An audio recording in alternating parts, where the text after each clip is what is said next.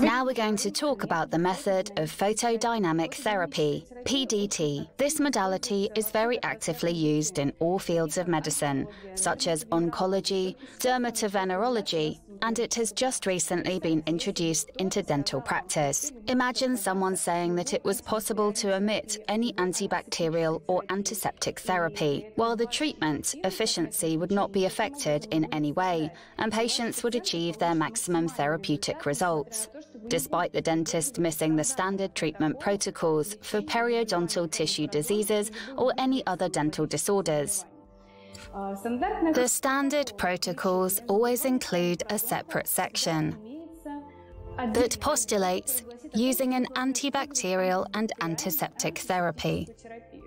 But today, the whole community of dentists is trying to achieve as high treatment efficiency as possible while avoiding the use of antibiotics and antiseptic drugs. So what is the PDT method and why should it be used? And how does it assist dentists in their everyday practice?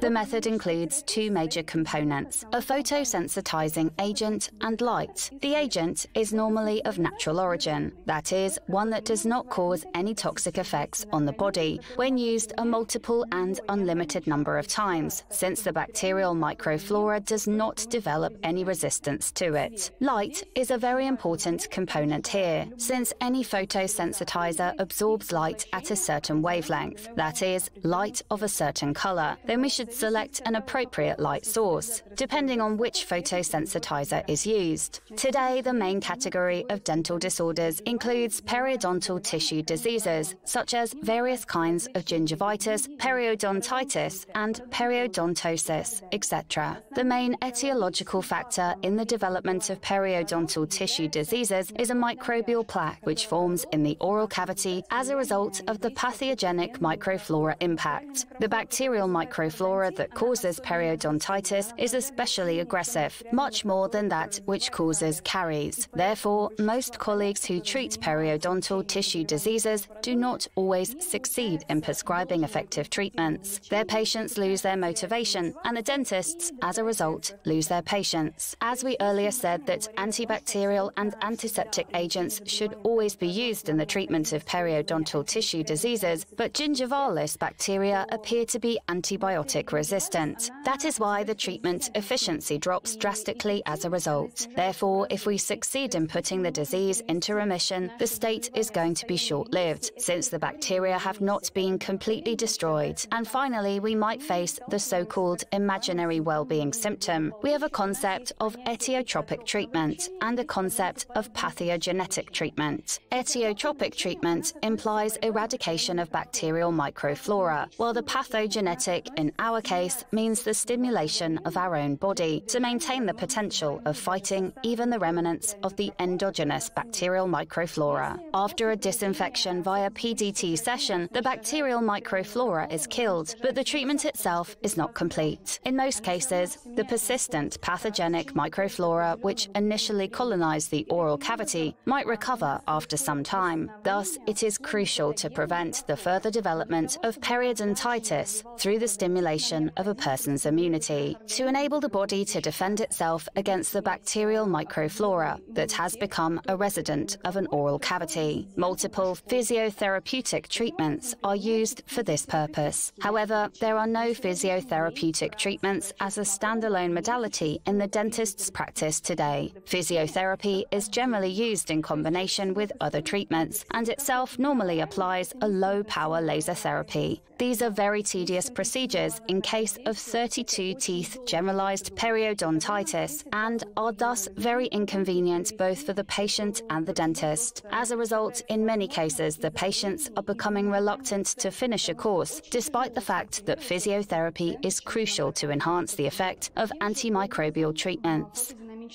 So how can PDT help us treat the periodontal issue diseases? The first stage in such a treatment is always an eradication of bacterial microflora. In particular, we need to eliminate supragingival and subgingival dental deposits. The second stage normally implies a closed cutterage of periodontal pockets. And the third one includes various surgeries such as flap operations. guided bone regeneration, etc. PDT does never contravene any mechanical treatment of periodontal pockets, teeth, or gums. That is the procedure according to the strict treatment protocol.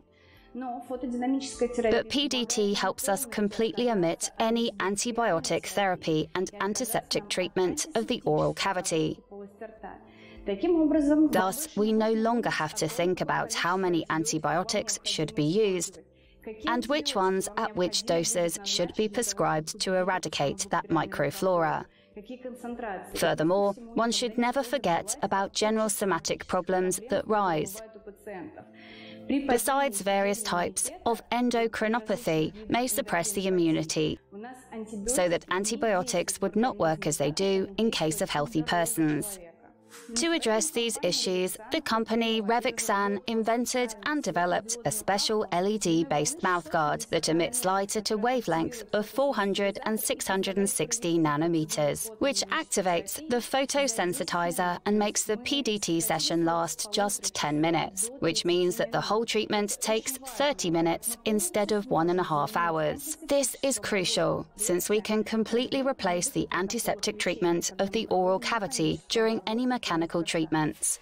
This patient has a burdened orthodontic history. The movement of the teeth causes certain changes in the periodontal tissues, and very often it is accompanied by inflammation and destruction of bone tissue. Therefore, in our case, we will use the method of PDT. We will apply our gelatinous photosensitizer onto the surface of the gums and visible lesions. Now we place the tip of the syringe with the photosensitizer nearby the gingival sulcus, and we apply the gel onto the gum and into the sulcus. If we happen to find lesions and periodontal pockets, we will additionally apply it to the foci. 1 millimeter of this gel should be absolutely enough for the whole oral cavity. The photosensitizer will diffuse into the gums and bone tissue for about 8 minutes. We normally start the application from the vestibular surface, and only then can we proceed with the oral one using the remnants of the gel, since it diffuses very well into the tissue along the gingival sulcus. This gel has superb density. It is not washed off with saliva, so we don't have to worry about using some kind of protective mouthguards or periodontal dressings on top. The gel will be fixed for 8 minutes, and after that we should wash it off. It should be done thoroughly, removing the gel from all periodontal pockets, from the gingival sulcus and the very surface of the gums. After that, we ask a patient to rinse the oral cavity for the residues of the photosensitizer to be completely removed. After washing off the photosensitizer, we put the LED-based mouthguard into the oral cavity. Next, the patient bites the mouthguard and covers it with the lips. Then his eyes can be closed. The irradiation session lasts nearly 10 minutes. We tell our patients to relax during it. The lights can be turned off so the patient would not be disturbed by anything.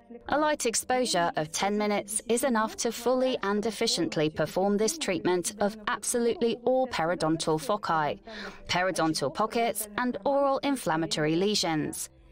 Besides, if patients have any ENT diseases, the use of PDT would give relief and help noticeably alleviate these disorders. These mouthguards can be connected to any kind of device or gadget, since they have a USB connector, a connector for iPhone and iPad, as well as micro USB and Type-C connectors. In our case, we let the patient go home with no additional recommendations, such as prescribing any antibacterial or antiseptic rinse solutions. We just recommend home use of some individual oral hygiene products. How often can we use the PDT method? It has to be used as frequently as the oral cavity or periodontal pockets needs a medication. In other words, when we need to use any antiseptic or antibacterial drugs following every classical treatment protocol, we can replace them with PDT. If a patient has to visit the clinic 5 to 6 times within 1 week or with a break, following a treatment protocol for a periodontal tissue disease, PDT can be performed each time without any concern about the development of resistance to this modality by the bacterial microflora. So when should we use the PDT method? This modality is used for such nosologies as herpetic and fungal diseases of the oral cavity and any types of inflammatory diseases, since the photosensitizer easily accumulates in viral, fungal and bacterial pathogens of the oral cavity and reliably kills them.